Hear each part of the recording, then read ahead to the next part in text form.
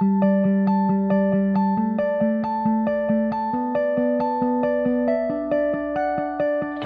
is this repeal and replace conversation happening at the presidential primary level.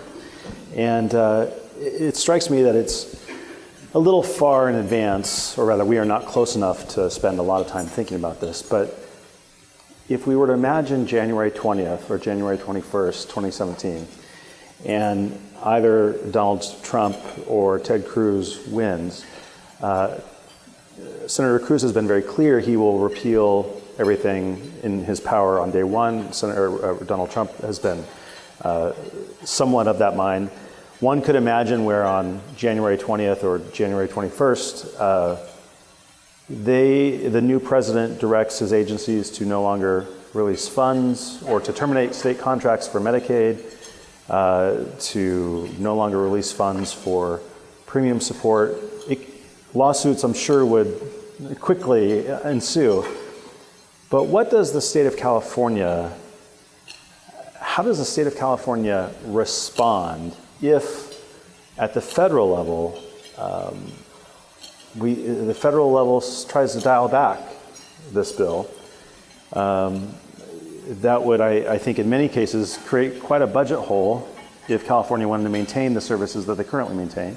Many of the exchange wouldn't go away, for instance. It's on state law. But you said you don't spend too much time thinking about that, but if we could sort of go down that rabbit hole for a minute, what would that look like for the state of California in the first quarter of next year, or maybe the second quarter of next year, if Congress and the president, the new president, decided to walk some of that back? Well, if there's anything I've learned in my two bookends and all of the 30 years in between working in the private sector, the public and the private sector, and I feel this way from both sides of looking at this, is nothing moves that quickly. Yeah. I mean, to expect that there would be radical change in the first 3 weeks or 3 months, or even 3 years, that would result in the kind of disruption that you describe, is very far-fetched to me. And we're seeing even red states, we're up to over 30 states now that are in the Medicaid expansion, and only 18 are Democratic states. And so there are many Republican states that are very dependent on many aspects of this. And I haven't heard any of the whether they're, from the congressional leaders to the candidates that say they want to repeal and replace with anything specific about it, in how to do it. And so I think that, as often is, it's more a philosophical and a thought-provoking comment without it, any more than I think Bernie Sanders will institute single payer. Right. I mean, I think on both sides there are a lot of people who aren't really very engaged, and it's easy to talk about, but I just don't think they can move very quickly. And like we always do, we will figure out what to do next. The only thing that can have a very dramatic effect on California in either Medicaid or covered California, because even though their funding is separate, they're very related. In all of our enrollment is integrated together, and in many ways is the cutoff of the federal subsidies to the exchange and the reimbursement to the Medicaid beneficiaries. And that's a continuing appropriation. They would immediately be enjoined, I believe, in the court if they tried to unilaterally stop those payments. But the economic dislocation would be so extraordinary that I just can't imagine that would happen. Yeah. Let's talk about leadership for a minute. Your agency and the 15 departments that you oversee is a big place. One hospital system leader said to me, the CEO said, 70% of my job is communication, 15% is strategy, and 15% is talent recruitment and retention. How would you break down your job? How much of it is communication? How much of it is sort of visioning and strategy? How much is talent recruitment or otherwise?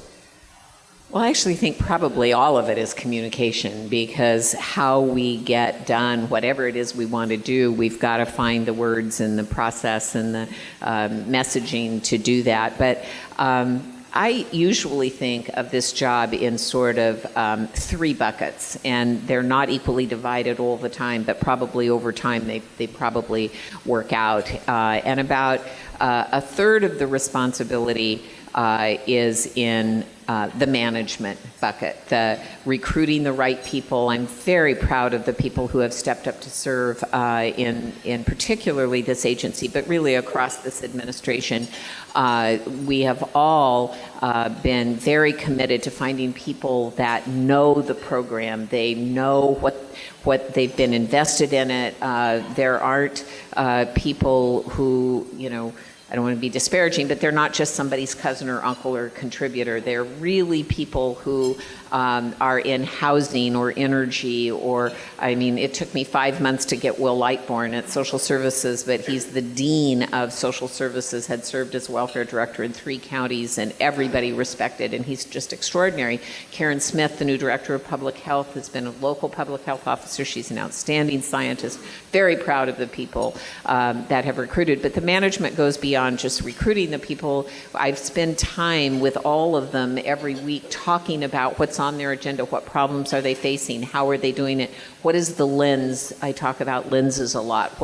We all bring some different perspective to our decisions, and I respect and value diversity in decision making. I don't know the most, and I don't have all the right answers. I want to push things around. So I spend a lot of time talking about individual programs and challenges that are faced in the departments.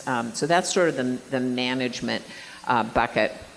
And I have about a third of the time probably I spend doing things like this. And this is clearly communication. I need to be both communicating what I think, where we are and where we're headed, but also to listen. I want to hear from people. I get lots of invitations, as you might expect, and it's not my favorite part of the job, except that I choose places that I can hear from other people. I can get a read on what's on people's minds and what are they thinking about, and that they can advise me and tell me what challenges and priorities and things that are right and things that are wrong. And then about a third of it is my favorite part, which is I'm an old analyst. I want to dig in. I want to take a few projects and figuring them out. For the last year and a half, I worked in a very detailed way on structuring a reform of our managed care organization tax. And every turn when it wasn't successful, we'd turn another corner and we'd figure something else out. And I'd get reports and I'd say, well, look at this or look at that. I can't do all of the homework. I don't spend as much time in the library as I did when I was a lawyer, but I do like to take things apart and figuring them out and put them back together. So I still spend some amount of time on special projects that I think I can be particularly helpful to the team in adding a perspective and helping solve a problem. Yeah. It will be no surprise to you, I think, that when I talk with or listen to a number of folks in the California healthcare stakeholder community, regardless of whether they're a little more progressive, meaning more innovative in healthcare, or a little more conservative, meaning a little slower to innovate, they generally all give Governor Brown pretty high marks on healthcare. And I think, to paraphrase some of what I've even heard today, it's not because healthcare is his issue, but it's because he sort of has done what he says. And I think implicit in that is our accolades for you and your leadership. Sometimes people will say, progressives will say, I wish you would have done a little more. And sometimes conservatives will say, I wish we maybe would have done a little bit different in this way. But it seems to me some of that rub comes in the difference between what the conversations the legislature is having and some of the more fiscally minded conversations that the administration might sometimes want to participate in. Let me wrap that up by asking, how do you view the legislature's performance on health policy and their willingness in many cases to extend beyond the ACA even if it has a fiscal note attached?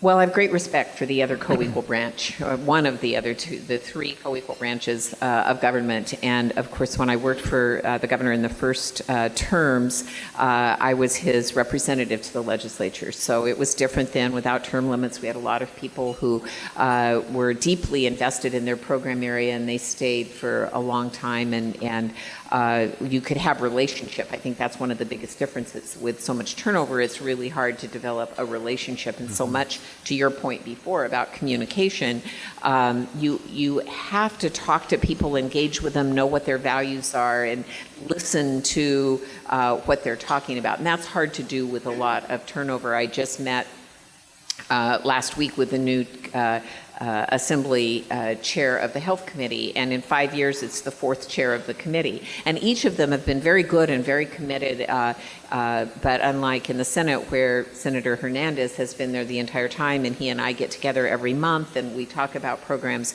it's easier to speak a shorthand after you learn the language of your colleagues. And so that has been a challenge, but broadly I would say that we have been very good partners on health with the legislature.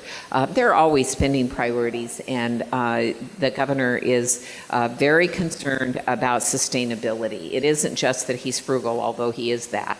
But it is about not making commitments that we can't honor over time. And it's that fear of the boom and bust cycle. And that was a challenge to our commitment to make the expansion that we have in healthcare coverage. And there's not a conversation that I ever have with him that doesn't in one way or another circle around to can we still afford this, and how can we do it? But it is about sustainability. He had a slogan many years ago that was preserve the earth, explore the universe, and serve the people.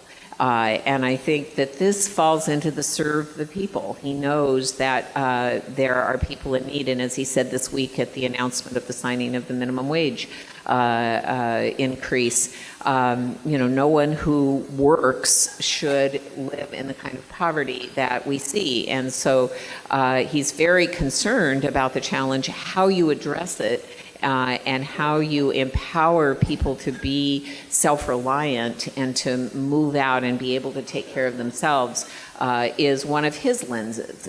Personal responsibility was at the heart of his commitment to affirmative action in the 70s, to empower people to bring diversity to a conversation, to recognize that we have different perspectives. And the stronger one of the analogies that I've used from him many years ago was an environmental analogy that the environment of the Arctic and the tundra is very fragile, and a footprint in the tundra lasts for years. But the ecology of the Amazon in a jungle at the equator is very strong, but it's messy and it's tangled and it's hard to cut your way through it. And I think that's the way it is in human environments as well.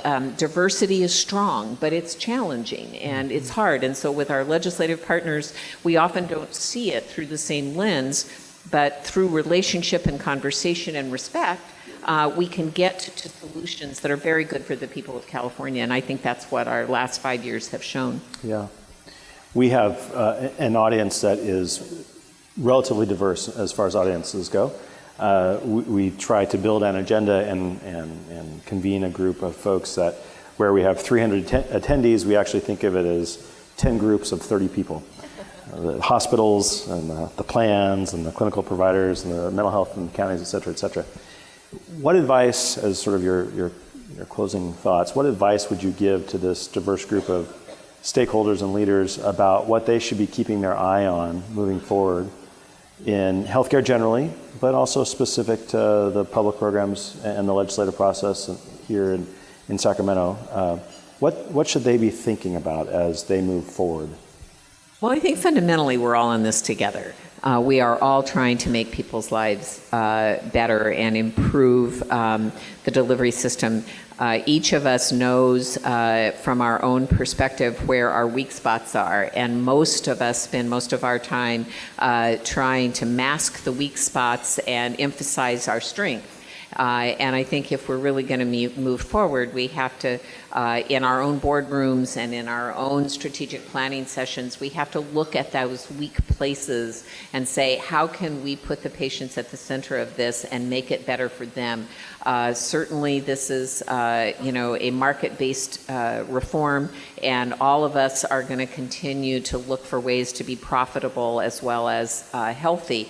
But I think we all know where the spaces are that we can move to make the delivery more, have higher quality and better outcomes, and engage patients in their own decisions. And so I think that we can, if we can look at ways that we can first talk to each other, we can get in rooms together like this and the forums that get created to come together and say, what are our best opportunities for collaboration and improvement, instead of this is, pulling the drawbridges up over the moat and staying in our castles and trying to protect what we have. That's a natural inclination, and it's hard to fight against. But I think it is important, and that's what I see as part of my role, is to help people move a little bit out of their comfort zone and get to a place where they can say, okay, I could touch that. Maybe I could do that. That's a very exciting. It's a very exciting time to be in this business in California. Wonderful. Secretary Dooley, thank you for being here. Appreciate it. Let's give her a round of applause.